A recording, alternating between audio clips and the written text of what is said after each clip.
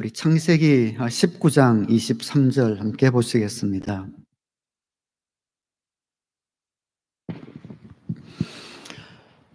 지난주는 가인과 아벨에 관한 설교를 드렸는데 오늘은 조금 뒤에 롯과 그의 가족들이 소돔과 고모라 산에 떨어지는 심판을 피해 도망가다가 뒤를 돌아본 롯의 아내가 소금 기둥이 되는 그런 사건이 기록되어져 있는 본문입니다.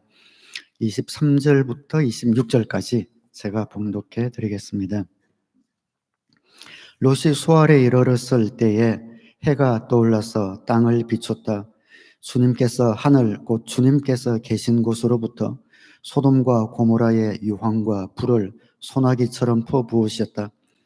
주님께서는 그 두 성과 성 안에 사는 모든 사람과 넓은 들과 땅에 심은 채소를 다 엎어 멸하셨다. 롯의 아내는 뒤를 돌아보았으므로 소금 기둥이 되었다.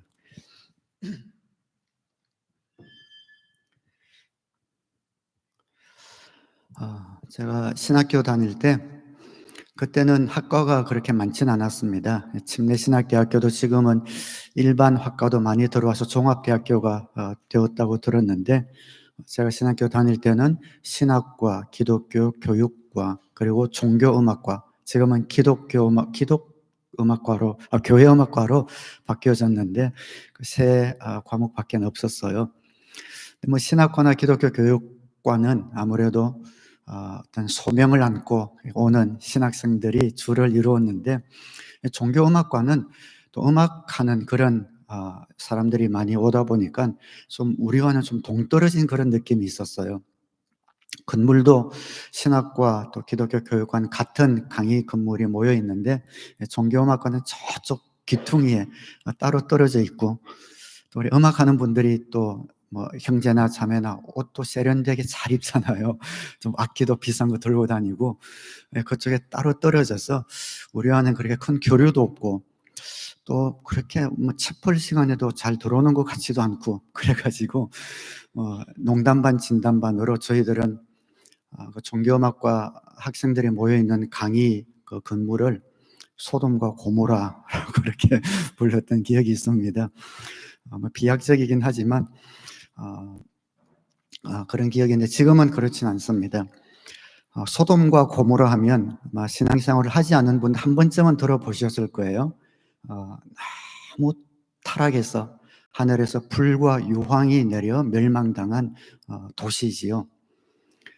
그 타락의 정도가 얼마나 컸냐면 그냥 구약 전체에서 가장 대표적으로 타락한 도시로 일컬어질 만큼 타락한 곳에 온갖 죄악이 턱에 차고도 넘칠 만큼 하나님이 기다리시다가 심판을 행한 그런 곳이 소돔과 고모라입니다. 그곳에 아브라함의 조카 롯의 식구들이 살고 있었어요. 근데 멸망당하기 얼마 전에 천사 2명을 롯이 잘 집에 대접을 해줍니다. 그것이 은혜가 되어서 천사들이 롯에게 조금 후엔 이 성이 멸망당할 터인데 모든 가족들을 데리고 도망가시오. 절대로 뒤돌아보지 말고 소알이라는 그 성까지 직진해서 가십시오라고 이야기를 해 주었습니다. 그곳에 가다가 어찌된 일인지 앞서가던 롯의 아내가 뒤를 돌아봄으로 말미암아 소금 기둥이 되었습니다. 성경 읽다 보면 이런 사건들이 처음 읽을 때 이게 동화인지 진짜인지 감이 안 올 때가 있어요. 정말 사람이 어떻게 소금 기둥이 될 수 있나 이런 생각이 들지도 모르겠습니다. 정말 사람이 하나님의 명령을 어겼다고 그 즉시 소금 기둥이 되었을까? 하나님께서 너무하신 것은 아닐까? 소금 기둥이 되었다면 지금도 그 흔적을 볼 수 있을까? 그리고 하나님께서는 왜 뒤를 돌아보지 말라고 했을까? 이런 질문들을 던져볼 수 있겠지요. 정말 사람이 하나님의 명령을 어겼다고 소금 기둥이 되었을까? 되었습니다.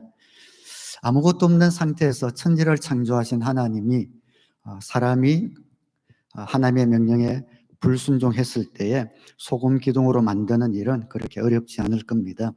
그렇게 말씀하셨고 실제로 그런 일이 일어났습니다. 너무한 것 아닌가 그렇진 않습니다.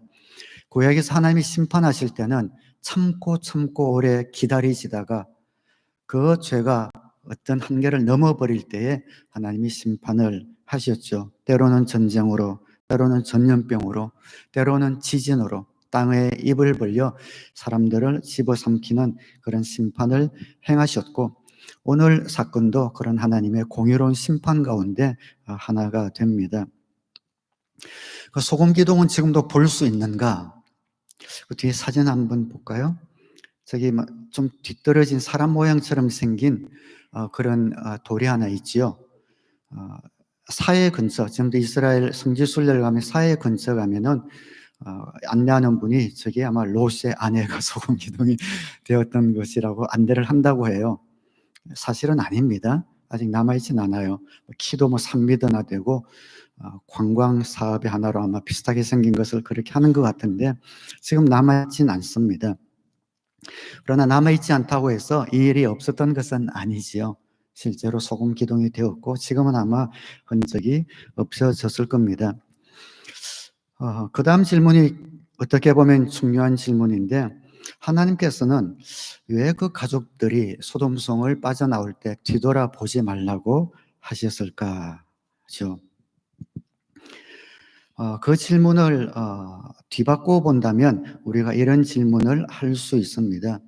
롯의 아내는 뒤를 돌아보지 말라고 했는데 왜 뒤를 돌아보았을까? 물론 그 소돔성을 향한 하나님의 그런 심판이 궁금해서 호기심이 생겨서 뒤에는 불과 유황이 떨어지는 소리가 막 들렸을 거예요. 궁금해서 뒤돌아보았을 수 있겠다. 혹은 아마 앞장서서 갔던 것 같은데 뒤에 가족들이 잘 따라오고 있는지 궁금해서 뒤돌아볼 수도 있겠다. 그런 대답도 유추해 볼 수 있지만 항상 그가 심판을 받았고 또 우리가 짐작할 수 있는 이유는 그 죄악된 도성 소돔송에서 누리던 그런 생활, 그런 향락에 대한 향수 때문에 뒤를 돌아보았다고 보여집니다. 타락하기 전에 그 소돔성은 굉장히 문화와 문명이 발달한 곳이었습니다. 몇 가게 멀다 하고 절비한 술집들과 호화 살롱들, 한번 들어가면 그 귀한 시간을 몇 시간 동안 편안하게 허비하면서 수다 떨거나 낮잠 잘 수 있는 황토 찜질방, 맥반석 찜질방, 그곳에 절비했고 수많은 여인들의 사치욕을 충족시키는 고급스러운 많은 백화점들이 절비했고 그곳에서 누렸던 하루하루 즐겼던 그 모든 것들이 순간적으로 주마등처럼 지나가면서 눈에 아른거려 그 향수 때문에 뒤돌아보았을 가능성이 큽니다. 오늘 이 사건을 통해서 간단한 사건이지만 2023년을 마무리하면서 한 해를 뒤돌아보면서 우리의 신앙을 뒤돌아보면서 우리에게 주시는 몇 가지 교훈을 한번 나누려고 합니다. 우리가 주님을 믿고 하나님의 자녀가 되어 뒤돌아보지 말아야 할 것, 미련 갖지 말아야 할 것들이 많이 있습니다. 우리 마음 가운데 소돔과 고모라 성을 품고 매만지고 아끼면서 가다가는 그것은 반드시 이런 죄의 열매를 맺게 되겠지요. 오늘 이 시간에 언급되는 이 소금 기둥은 무엇을 의미할까요? 아마 그것은 살아있는 것의 끝을 말하는 걸 겁니다. 생동감 있는 삶의 끝을 말하고 보람 있는 삶의 끝을 말합니다. 더 나아가서 사랑하는 사람들과 서로 대화를 주고받을 수 있는 행복의 끝을 말하겠죠. 조금 전까지만 해도 사랑하는 아내와 말을 주고받았는데 조금 후에 앞서가던 아내가 뒤를 돌아보더니 멀뚱하게 소금 기둥이 되어버렸습니다. 붙잡아도 사람의 느낌이 없고 말을 해도 더 이상 대답이 없고 인격적인 관계가 끝이 나버린 그런 소금 기둥 인생이 되어버렸습니다. 우리도 살아가면서 살아있으나 죽은 것 같은 더 이상 인격적인 관계도 생명도 없는 그런 소금기둥 인생과 같은 그런 순간을 맞이할 수 있을 겁니다. 왜 이런 일이 일어나게 되었는가? 죄악된 도시를 미련 갖지 말고 돌아보지 말라는 하나님의 명령을 거역했기 때문에 그렇습니다. 주님이 우리에게 주신 그런 영생의 길 안에서 비전을 향해서, 천국을 향하여, 사명을 향해서 직진하라고 말씀해 주셨는데, 이전에 누리던 죄악의 일들을 동경하고 또 미련을 느끼며 뒤돌아 보았을 때 소금 기둥이 되었고, 그의 풍성한 삶은 깨어졌고, 살아있다는 것, 마음껏 즐기는 생동감을 누리지 못했을 뿐 아니라 사랑하는 가족들, 친지들과의 관계도 깨어져 버렸습니다. 그 결과로 남아있는 가족들의 마음과 삶에도 비탄함을 가져다 주게 되었죠. 오늘 간단한 사건을 통해서 이런 심각한 결과를 초래한 뒤를 돌아보는 행동 때문에 그렇게 되었는데, 오늘 우리가 뒤돌아보지 말아야 할 세 가지, 그리고 뒤를 돌아보아야 될 한 가지에 대해서 한번 살펴보려고 합니다. 사실 우리는 살아가면서 뒤돌아보아야 되는 경우가 많이 있습니다. 뒤에서 사랑하는 자녀들이 아장아장 걷다가 넘어져서 우리를 부르면 뒤돌아봐야지요. 낯선 곳에서 길을 가다가 길을 잘못 들었나 확인하려면 뒤를 돌아볼 수 있고, 운전하면서도 자주 백미러를 쳐다보아야 합니다. 한 해 삶을 마감하면서 새로운 삶을 맞이하면서 올 한 해 내가 어떻게 살았나 돌아보면서 마음의 결단을 해야 되는 경우도 있습니다. 뿐만 아니라 우리의 삶을 한 해 동안 인도해 주신 하나님의 은혜와 능력을 바라보면서 다시 한번 도전받기 위해 돌아보는 것도 인생의 지혜지요. 그러나 우리가 살아가면서 잘못 뒤돌아보게 되면 롯의 아내처럼 소금 기둥 인생을 맞이할 수도 있습니다. 첫 번째, 우리가 돌아보지 말아야 될 것이 과거의 죄와 유혹들입니다. 예수님 믿기 전에 즐겼던 그런 쾌락과 향락들이 있습니다. 예수님을 잘 믿는 것 같은데, 영접하고 침례도 받았는데 좀 지나서 없어지는, 사라지는 그런 분들이 가끔씩 있기도 합니다. 예수님의 비유 가운데 씨 뿌리는 비유 중에 그 씨가 길가에도 떨어지고 돌밭에도 떨어지고 가시밭에도 떨어지고 옥토에도 떨어지잖아요. 그 중에서 아마 두 번째 자갈밭에 떨어진 것과 같은 사람이겠죠. 떨어졌는데 뿌리가 약함으로 햇빛이 나올 때에 그 뿌리가 타서 없어지는, 예수님을 믿었지만 금방 뿌리가 없어서 사라지는 그런 부류의 사람일 것 같습니다. 예수님을 믿고 과거와의 연결점을 끊지 못해 계속해서 과거에 즐겼던 것과 연결이 되다 보니 그 믿음을 잃어버리는 경우를 이야기하겠습니다. 우리가 예수님을 믿고 나서 과거에 즐겼던 이런 연결고리를 끊는 것이 참 중요합니다. 특별히 영혼 구원하여 제자 만드는 우리 가정교회 사명을 감당하고 있는 우리는 예전에 즐겼던 특별히 술 같은 것은 연결고리를 단호하게 끊는 것이 굉장히 중요합니다. 처음에 술 친구들과 어울리지 않고 그 자리를 끊게 되면 왕따 당할 수도 있고 그러겠지만, 그렇지 않고서는 그 친구들을 구원할 수 없습니다. 우리가 예수 믿고 우리에게 가장 큰 기쁨은 내가 사랑했던 친구들, 내가 사랑했던 사람들을 주님께로 이끄는 거잖아요. 그것보다 더 큰 복과 은혜가 어디에 있겠습니까?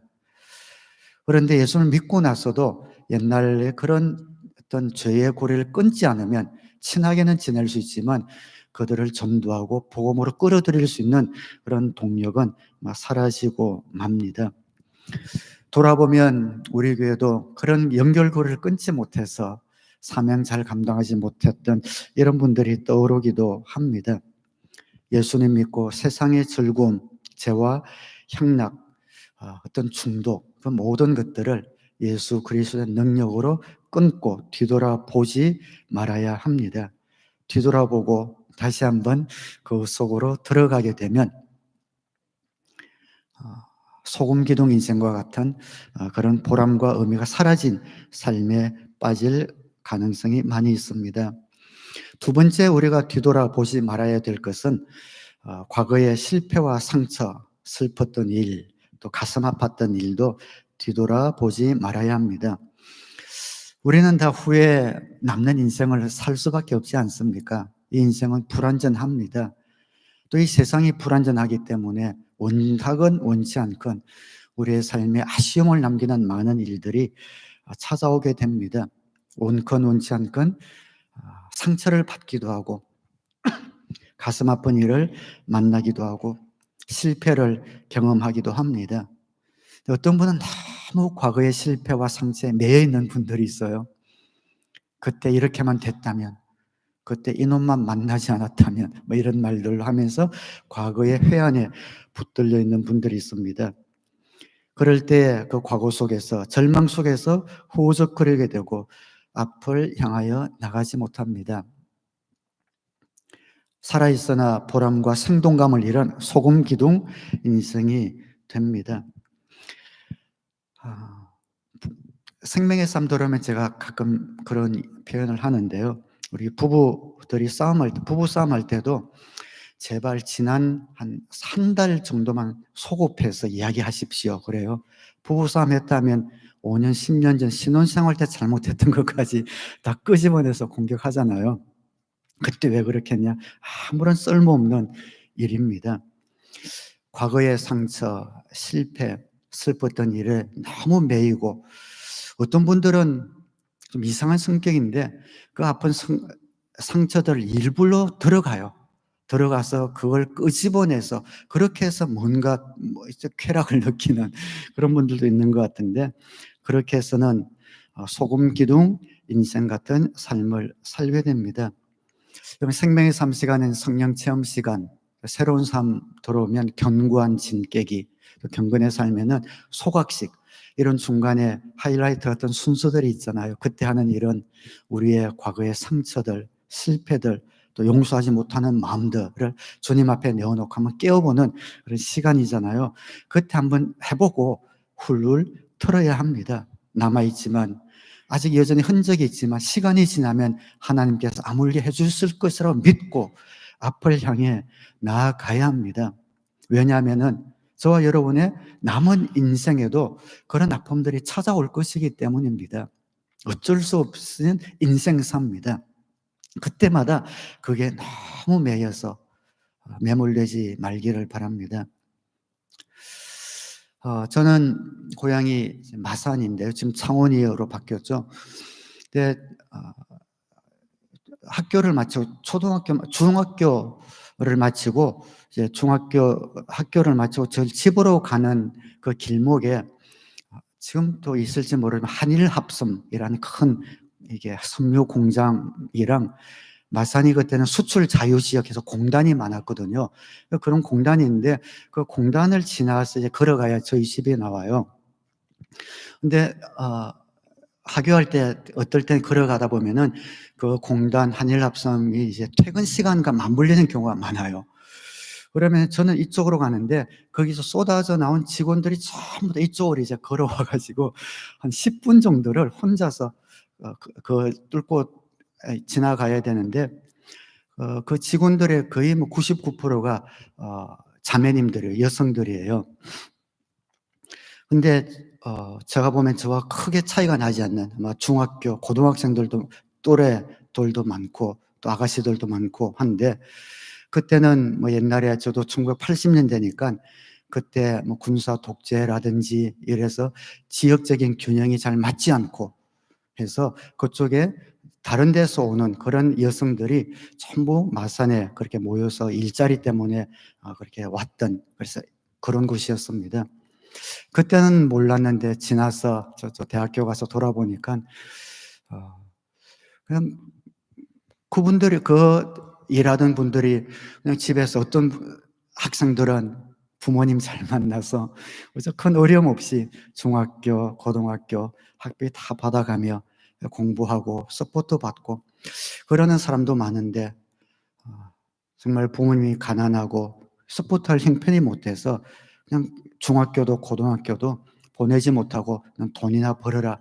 뭐 그때만 해도 여성들에 대한 인권을 낮았잖아요. 그냥 보내서 그 뭐 작업 환경이야 좋습니까? 그 어두컴컴한 데서 산재 이런 것도 받지 못하고 그 젊은 청춘을 보내야 했던 수많은 그런 자매들이었단 말이죠. 사회 구조, 이 세상은 완전하지 않아요. 그런 사회 구조의 불합리, 그런 불공평한 일들을 우리 잘못이 아닌데도 만나는 경우가 참 많다라는 생각을 후에야 제가 하게 됐습니다.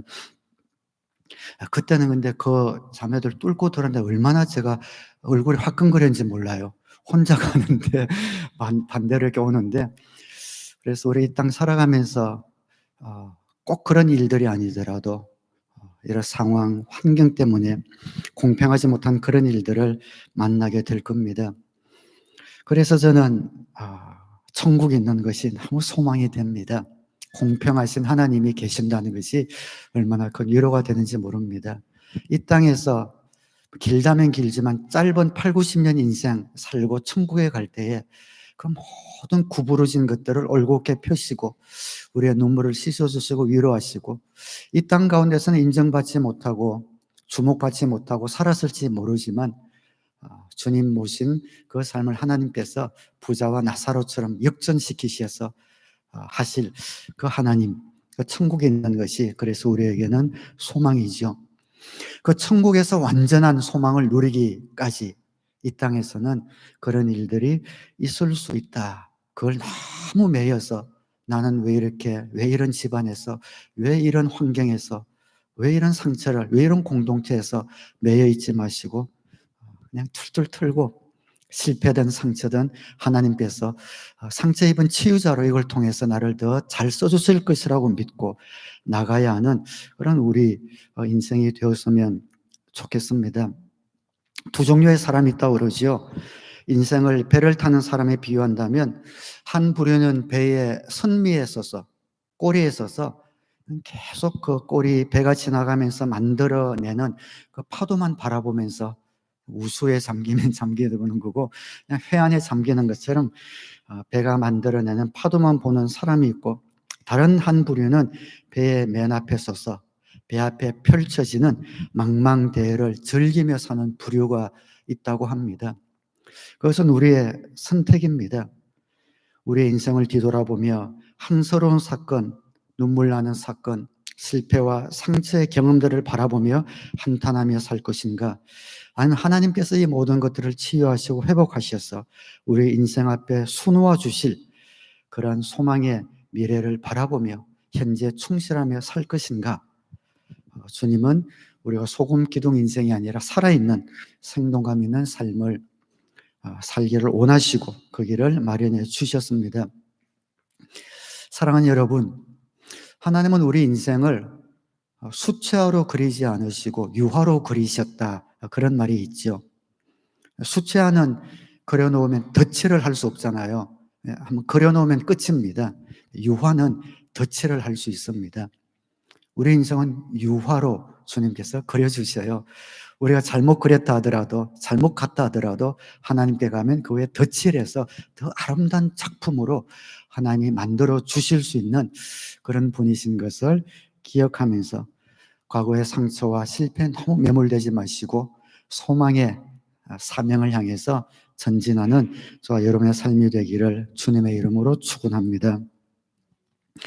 세 번째는 과거에 이루어 놓았던 우리의 어떤 큰 업적들도 뒤돌아보지 말아야 합니다. 한마디로 하면은 왕년에 이거 하지 말라는 거죠.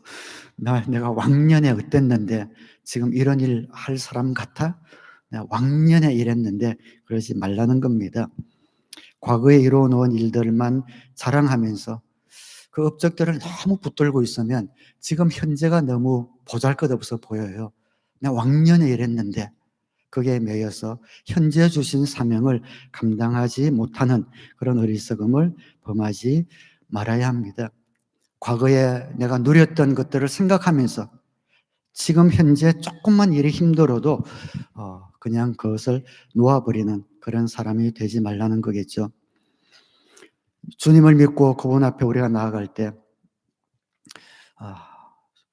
주님은 가나 혼인 포도주처럼 갈수록 좋은 것을 주시는 분이시고 우리 하루하루를 축복하시는 분이세요. 과거가 어땠든 과거의 실패나 상처뿐 아니라 우리의 업적도 뒤돌아보지 말고 오늘 하루 주신 감사 누리고 오늘 하루 주신 사명 누리겠다, 충성하겠다라는 마음으로 갈 때에 더 알차고 보람 있고 의미 있는 인생으로 우리를 채우시는 분이 주님이십니다. 우리 가정교회 제가 제일 존경하는 목사님이 김재정 목사님이 있습니다. 김재정 목사님 여러분 아시겠지만 우리 교회도 이제 예전에 김재정 목사님 아틀란타 한인 침략에 평신도 세미나 다녀오신 분들도 계시는데 우리 가정교회는 휴스턴 서울교회 다음에 두 번째 2세대 대표 교회였지 않습니까? 근데 뒤에 아틀란타 한인 침략이 좀 어려워졌어요. 그 큰 교회 건물을 유지하는 재정이 많이 들어가지고 그 교회 초원직이 집사님들이 교회를 작은 곳으로 옮기는 것이 아니라 재정이 들어가니까 그 교회 사역자들, 부사역자들을 좀 이게 월급 나갈 돈이 없으니까 이렇게 다른 데로 보냅시다. 그런 의견을 낸 것 같은데 김재정 목사님은 어떤 사건이나 이런 것보다 사람을 제일 중요하게 여기는 분이시거든요. 우리가 더 작은 교회로 이사가면 같이 우리와 함께는 식구들을 보낼 수는 없습니다. 이런 갈등이 좀 심해지고 해가지고 저는 그분들이 교회를 나가고 뒤에 좀 어려우셨습니다. 그래서 김재영 목사님이 그 교회를 사임하시고 물려주시고 이제 그 모든 그런 사역에서 물러나셨죠. 그때 저도 그러고 가정교회하는 우리 많은 목사님들이 마음이 좀 많이 안 좋았어요. 2세대 교회였는데다가 그렇게 잘하시는 그 목사님이 그렇게 되셔서 또 뒤에 우리 컨퍼런스도 잘 안 오시고 그러셨어요. 근데 만약 김재영 목사님이 그 일을 돌아보면서 예전에 그 업적만 돌아보면서 만약에 계셨다면 얼마나 마음이 답답하고 힘드셨겠습니까? 제가 존경하는 이유 가운데 하나가 그분이 그 사역을 그만두시고 저희 모든 가정의 목사님들에게 그렇게 선포를 하셔서 이제부터 제 사역은 하나님께서 중보기도 사역을 하라고 불러주신 것 같습니다. 이제 저는 뒤에서 여러분들의 모든 기도 제목을 가지고 기도하겠습니다. 그분 기도한다면 진짜 기도하시는 분이거든요. 그래서 가정교회 사역원에 각 지역 모임에 올라오는 기도 제목을 가지고 지난 거의 10년간 한 번도 안 빼고 기도해 주세요. 그리고 저와 또 김재정 목사님을 좀 따르는 이런 한 10분의 목사님이 지난 7, 8년간 한 달에 한 번씩 줌으로 모여 기도 제목을 나누고 함께 교제를 하고 있습니다. 그런데 그렇게 기도하기 시작했는데 몇 년이 지났는데 그 기도의 열매들이 나타날 뿐 아니라 그냥 북미뿐 아니라 한국에서도 그렇게 중보기도 하시는 목사님 누구신지 해서 그 목사님을 모셔서 집회도 하고 하는데 이전 사역보다 훨씬 더 큰 열매들이 나타나는 거예요. 그래서 지금 1년에 한 3개월은 한국에서 목사님들이 강권을 하는 바람에 한국에 가셔서 집회를 인도하시고 이전보다 훨씬 더 깊고 열매 있는 그런 사역을 지금 하고 계신 것을 보면서 참 존경스럽습니다. 과거의 실패와 상처에도 매몰되지 않으시고 과거 이뤄낸 업적에 발라서 지금 현실에 어떻게 조급해하지도 않으시고 하나님이 지금 주시는 사역을 붙들고 꾸준히 10년을 한결같이 기도하실 때에 그 기도의 열매들이 나타나는 것을 보면서 이것이 주님 원하시는 그런 우리의 보람된 삶이 아닌가 그런 생각을 해봅니다. 바울도 그렇게 고백하지요. 빌립보서 3장 12절에 나는 이것을 이미 얻은 것도 아니며 이미 목표점에 다다른 것도 아닙니다. 그리스도 예수께서 나를 사로잡으셨으므로 나는 그것을 붙들려고 쫓아가고 있습니다.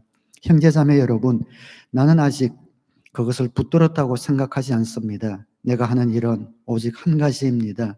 뒤에 있는 것은 잊어버리고 앞에 있는 것을 향하여 몸을 내밀면서 그리스도 예수 안에서 하나님께서 위로부터 부르신 그 부르심의 상을 받으려고 목표점을 바라보고 달려가고 있습니다. 이 고백이 저와 여러분들의 고백이 되기를 주님의 이름으로 축원합니다. 하나님이 우리에게 주신 그 목표점을 향하여 뒤에 있는 것 잊어버린 바울이 두 가지를 잘했거든요. 과거의 상처, 예수 믿는 사람을 잡아 죽이려고 쫓아다녔던 것. 그러나 예수님을 믿고 나서 그것이 얼마나 큰 죄인 것을 깨달았겠죠.